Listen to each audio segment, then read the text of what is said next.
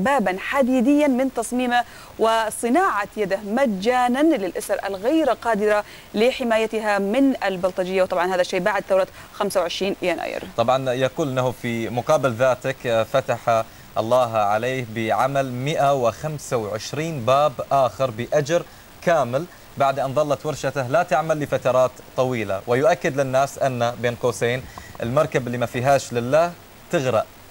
صح. الله يوفقه يا رب.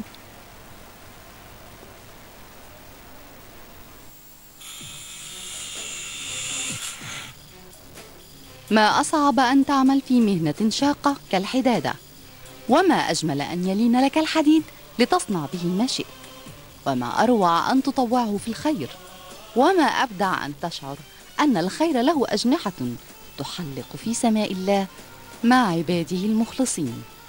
طلعت اجيال صبيه صغيرين كانوا موجودين هنا ما كانش ليهم شغل ولا يعرفوا شغل خالص لغايه ما بقوا اصحاب ورش لغايه دلوقتي. الحمد لله رب العالمين. ابويا علمني ان المفروض ان الواحد لما يشتغل يبقى في حاجه اسمها زكاه حرفه، يعني المفروض يبقى زي ما بيقولوا بالبلدي اللي ما فيهاش لله تغرق.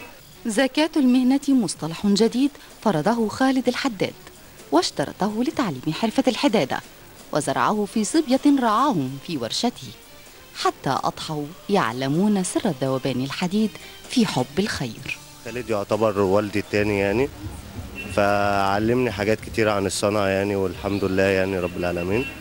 وأهم حاجة علمها لي برضو إن إزاي الواحد يزكي عن الصنعة بتاعته.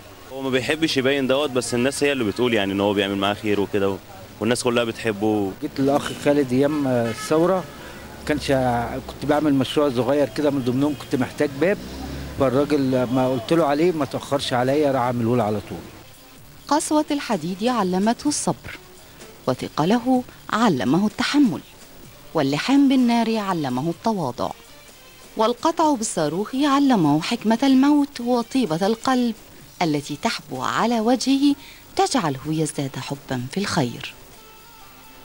عبد الحليم لصباح الخير يا عرب، الإسكندرية. صوت شبابي طموح الفنان بدر منصور ضيف